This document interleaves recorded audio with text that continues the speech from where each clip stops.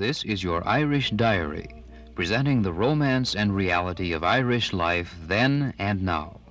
Áuric Éireann, or Irish Diary, is presented by the Patrick Butler Family Foundation of St. Paul. Professor John McKiernan of the College of St. Thomas in St. Paul is writer and narrator.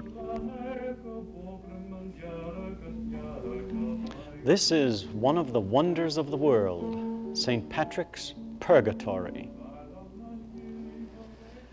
Fáilte, welcome. We're going on a pilgrimage.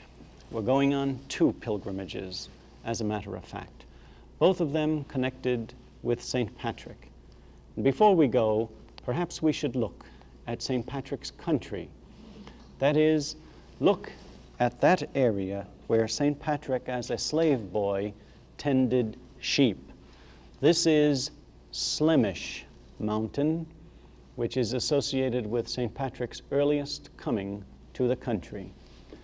And still in the north of Ireland, when we visit this area that is so closely connected with Patrick, we come to the town of Saul, where the statue of Patrick dominates the countryside, looks out over that country for which he gave his life. He spent his life, at any rate, in great labors.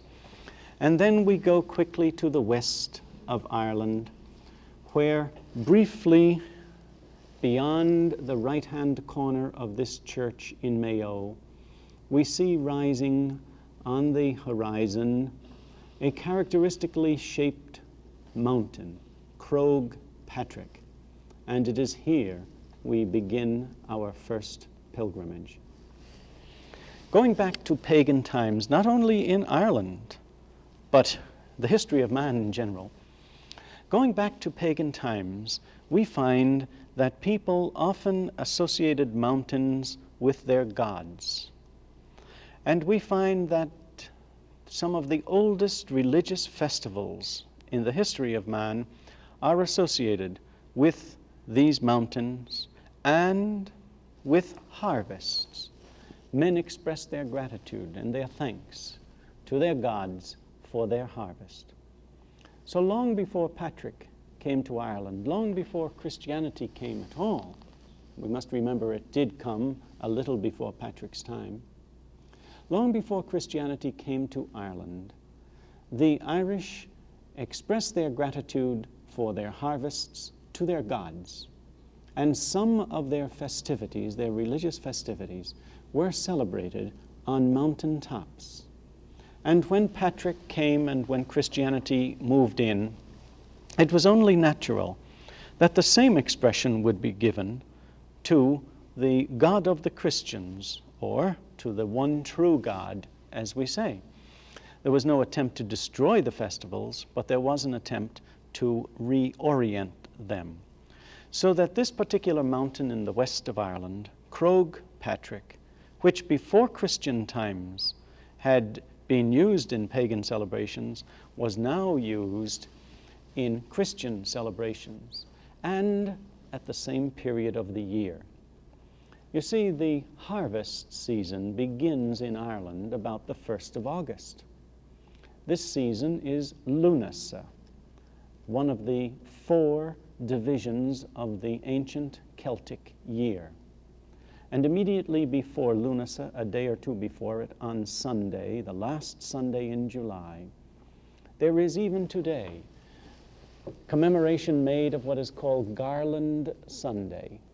Now, Garland Sunday celebrations are survivals in Christian times of pagan customs.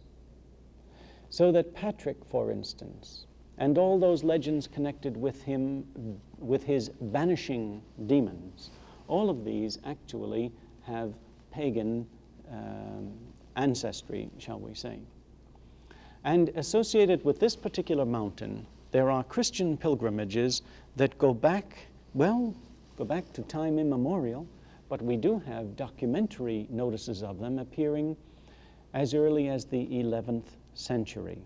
The notices that we have are that old, but they don't speak of something new. They don't speak of an innovation. They speak of something that has gone on. So that when this particular pilgrimage began, we don't know. But we do know that it has remained popular right down to our present day.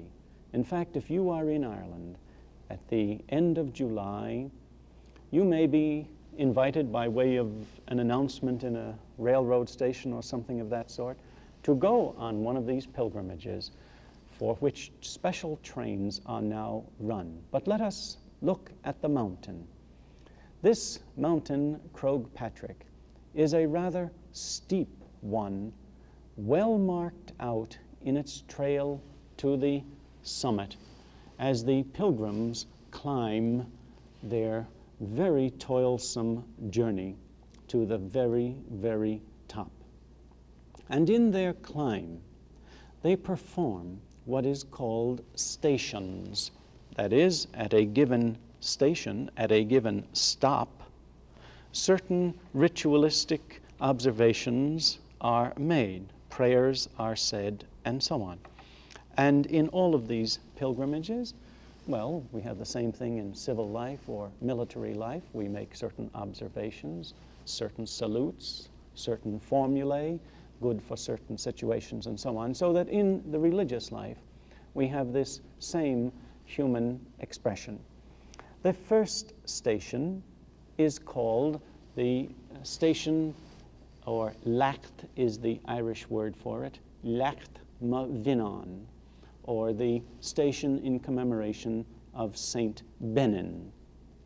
And Saint Benin was an early associate of Patrick's. He was believed to have been a young man, perhaps only about 19 or 20, but a young man who, while Patrick was fasting on top of this mountain, kept a watch and met his death there in a manner in which I hope to be able to relate a little bit later.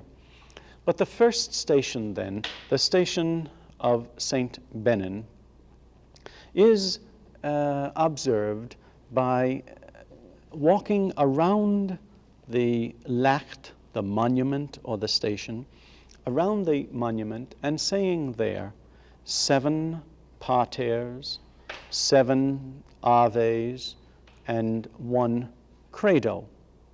And that completes the first station. Then the pilgrims continue their journey up that rather tortuous path that you saw a moment ago. And this is called, by the way, Casan Foric, or Patrick's Path. So that they complete the first station and continue up Casan Foric and go to the summit, where again they engage in a certain round of prayers. 7 paters, again 7 aves, and 1 credo. And we have scenes something like this now of people on their knees on the hard stones and sharp-edged stones, saying their decades, saying their prayers. This, of course, is conducted in the middle of the summer, but occasionally one can meet showers or something of that sort, and many of the pilgrims are barefooted, so that it's quite an ordeal to see these people coming from long distances, different parts of Ireland, and observing rituals here that are centuries old, really. And this particular portion of the mountain is so terribly rocky that indeed they have a difficult time. There are other stations, of course, after this. We haven't mentioned them all, but since it's somewhat repetitious, there's possibly no point in mentioning the various stations. One of them, the next one, would after the summit, is Relig Wirra, or Mary's graveyard, and so on. And eventually then they descend the mountain after this rather something of an ordeal. And in going down, they have spread before them some of the loveliest scenery in the country. In the descent from the mountains, as they crowd their way down, they have lying out before them what is called Clew Bay. And Clew Bay, filled with its islands, is one of the most enchanting parts of the country indeed. Thackeray described this particular descent and the celebrations that were conducted at the base of it as people gave vent to a sense of relief, shall we say. So that if you care to look in his Irish sketchbook, you'll find a not too unsympathetic portrait of this particular, shall we say, outcome, at least of the descent of the people into this field, which allows them, in the older days, sometimes there would be a dance there or something of that sort, but no longer. Well, now, that brief introduction to one of the great pilgrimages of Ireland may just add a bit more sparkle to your next visit to Ireland, because you might like to arrange it at the time that this pilgrimage takes place, that is, Garland Sunday or the last Sunday in July, and to realize that you are participating in a Christian ritual that has pagan antecedents. So that it is something, I think, that one can always enjoy and look forward to as an expression of our common humanity. The reminder that I'll leave you with is that traditionally this has been rated as one of the 4 great pilgrimages. When I say traditionally, I mean from the Middle Ages onward, the Irish spoke of 4 great pilgrimages. Croagh Patrick, Patrick's Mountain, was one of them. Another of them was Loch Derg. This is one of the most unusual. This takes us to a lake in Northern Ireland, to Donegal. And this lake, too, is associated with pagan traditions, and it was again taken over by Christian practice and so on. Traditionally, there was a monster in the lake, and he was banished. Before Patrick, he was banished by Finn McCool, and afterwards banished indeed by Patrick. Now, this pilgrimage, the period for this pilgrimage is a little bit more extensive. It isn't just that last day in July. That's about the midpoint of it. It runs now through June and up until the middle of August. In the Middle Ages, it was possibly one of the most famous known of all the pilgrimages. Had Chaucer written a little bit later, he might have included this. Indeed, it was well known in his time, and possibly too well known for him to have written about this as one of the pilgrimages of the wife of Bath. But traditionally, this pilgrimage originated in St. Patrick's carving a hole in the ground. You can see him in the right there with his staff, carving a hole in the ground, which hole is an entrance to purgatory of all the things now, you see. But Patrick faced the devil and had quite a to-do, if you will, with him, and of course had succeeded very beautifully in controlling him. In fact, all of these stories about banishing monsters and so on are simply Christian ways of retelling the banishment of evil. And here is Patrick facing the devil, as I have mentioned to you. Now, growing out of this experience of the triumph of Christianity, we have this tale, this legend of St. Patrick miraculously carving a hole in the ground, which is an entrance to purgatory. And here people may have a vision of what awaits them in the next life.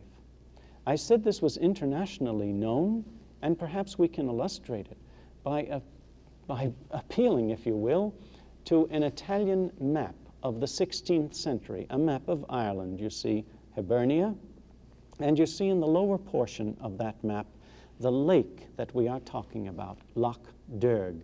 And this island on which Patrick carved the entrance to purgatory is in the middle of sorry, not in the middle, but it is in that lake, with lake about 6 miles by about 4 miles. Now, we said this was internationally known. Giraldus Cambrensis, when he visited Ireland in the 12th century, he wrote about this great marvel. Marie of France, who wrote many lays that are studied by students of literature, wrote about this. Dante, we think, may have read about this in the Golden Legend, which was written by the Archbishop of Genoa and which contained references to Patrick's Purgatory. John Heywood, the 16th century English dramatist, mentions in the Play of the Four Ps, mentions Patrick's Purgatory. So it was well known to Englishmen, to Frenchmen, to Italians, and indeed even there is a record of a visitor from what would now be modern Hungary. Now essentially this place consists of a couple of very small islands, one of them indeed quite tiny. In fact, the one that is used now for pilgrims is exceedingly small. But this very old map will give you an idea of what it was like to people a few centuries ago. You see those circular constructions. We shall refer to those a little bit later as beds and describe their significance to you. The modern island, or as we see the island today, we see it as this tiny little place covered completely with buildings. And why not? It's slightly less than an acre, so that indeed it doesn't take very much to cover it. Now it's this little tiny island then, in connection with the legend of Purgatory, that has drawn visitors, even today draws them from all over the world, but then drew people from all over the world. And since no photography is allowed on it, I must appeal to old prints and to old drawings and old photographs to give you an idea of what it is like. This older 19th century print shows the pilgrims entering the town of Pettigo, which is the nearest town. And we have some photographs from the 19th century which shows the pilgrims embarking, taking these small boats out about a half-mile into the water where the island, which is called Station Island, is ready to receive them. And we see them embarking now. It isn't a very long journey or anything of the sort, but there have in the past been unfortunate instances where people were drowned. Although it was very rare, it has happened. And then when we are upon the island, we see that or close enough to see the buildings, we see that they are right up to the water's edge. The buildings themselves are not overly elaborate, although in recent times, that is in 1930, a new basilica was erected, and that indeed is quite a lovely building. It's beautifully marked by magnificent stained glass windows. And these again are some of the 19th century pilgrims upon the island. Since no modern photographs are allowed, there's not much we can do about giving you an idea of the pilgrims of 1960. This is the center of the island, of course, not a very large island to be a center of.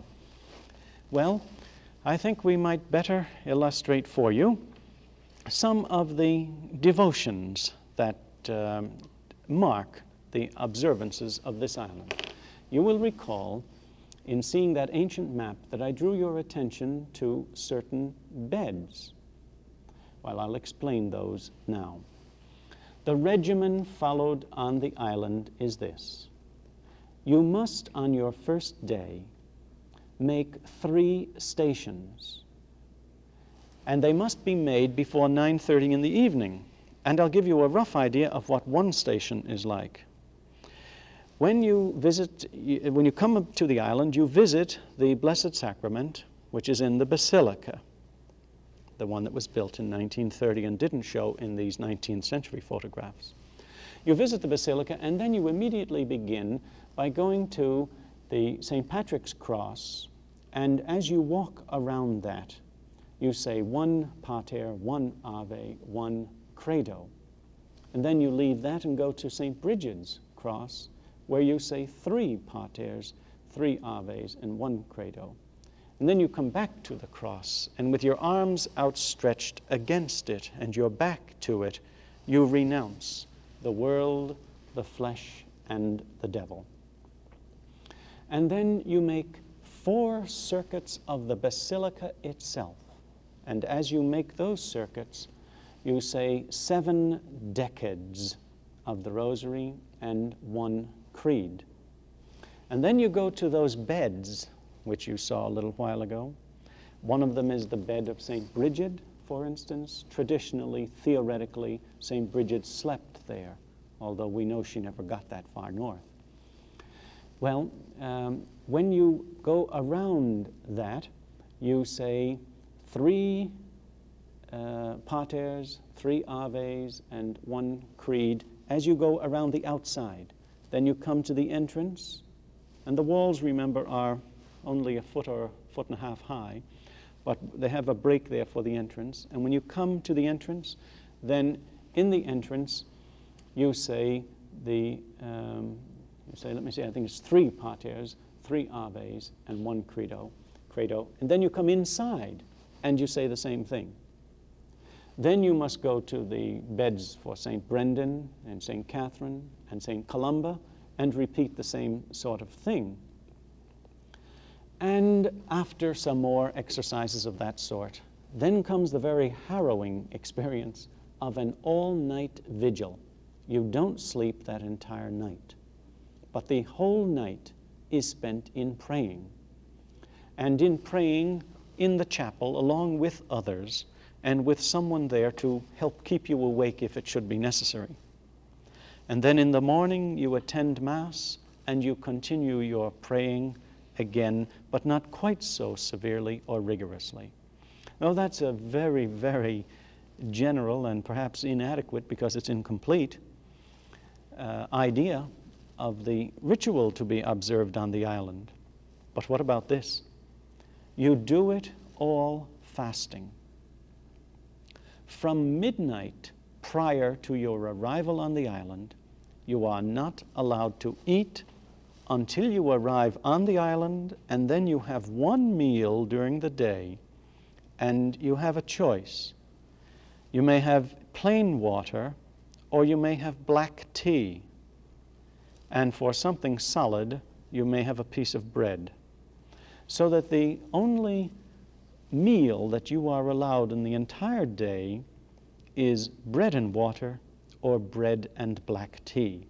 In the 19th century, they used to serve the water boiled. They used to scoop up the lake water and boil it and give it to you hot, and it was jokingly referred to as wine. Well, this pilgrimage is extremely popular still, and vast numbers of people in Ireland attend it. But you might be interested in knowing that in the 15th century, the Pope had it suppressed. Pope Alexander VI in 1497 closed the islands. Do you know why? Well, the pilgrimage had been at that time drawing people for centuries, and it had become so popular that abuses grew up in connection with it. No story has ever lost anything in the retelling, and the stories that were spread from St. Patrick's Purgatory make really good reading today, because the people who came back insisted that they had had a visit to hell, that they had had a visit to purgatory, that they had seen all sorts of monsters, that they'd been attacked by the devil and all that sort of thing.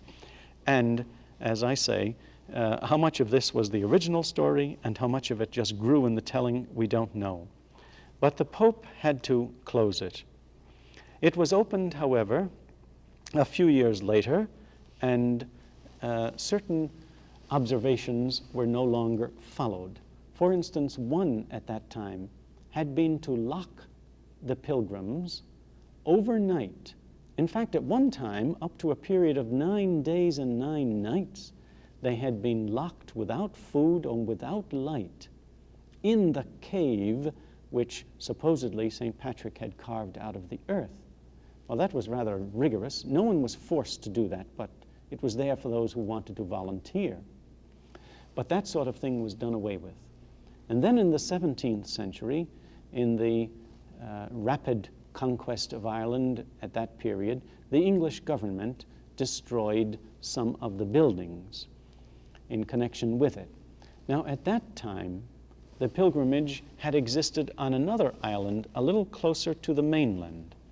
And it today bears these ruins, all that are left really of the earlier stations, the buildings which had been destroyed in 1632 and a little bit later by the English soldiery. There were, you see, small chapels and the inevitable round tower that one finds in Irish ecclesiastical architecture. And some of these buildings were rather nicely, architecturally that is speaking, rather nicely decorated with their arches and carvings. But all of that, of course, has gone, and this particular island is no longer used for the pilgrimage. Now, we have seen then 2 national pilgrimages, both of them extending back into centuries of Christian history, and indeed before that into centuries of pagan history. Both of them having been popular in the past, and both of them popular today. Croagh Patrick and Loch Derg, one of them in the west of Ireland, one in the northwest. Both of these are associated with St. Patrick. Now, I did promise you a few moments ago, a quarter of an hour ago, to say something about St. Patrick on the top of Croagh Patrick. He kept a Lenten fast there for 40 days and 40 nights. And while he was fasting and praying, of course, he was banishing the demons, that is, paganism. You see, it's only a metaphor. He was banishing the demons from the country. And later writers, and particularly the Anglo-Irish and Anglo-Norman writers, turned this into the story of the banishing of snakes. Actually, we don't find anything about banishing of snakes in Irish writing. It's in Anglo-Norman and Anglo-Irish writing. But as he was banishing the demons, they flew from him in the form of foul, huge monsters of the air. And one of these, going down the mountainside, struck this Saint Benin, keeping his vigil there for St. Patrick, and killed the boy. And that was the story, you see, of the loss of St. Patrick's young assistant.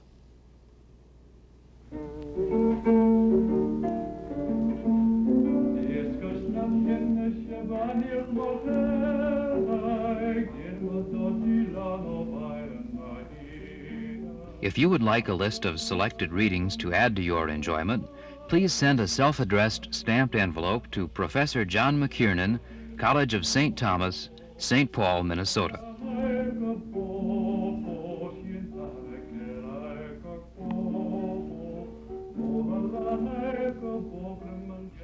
This program has been presented as a public service by the Patrick Butler Family Foundation and produced at KTCA-TV, Minneapolis, St. Paul.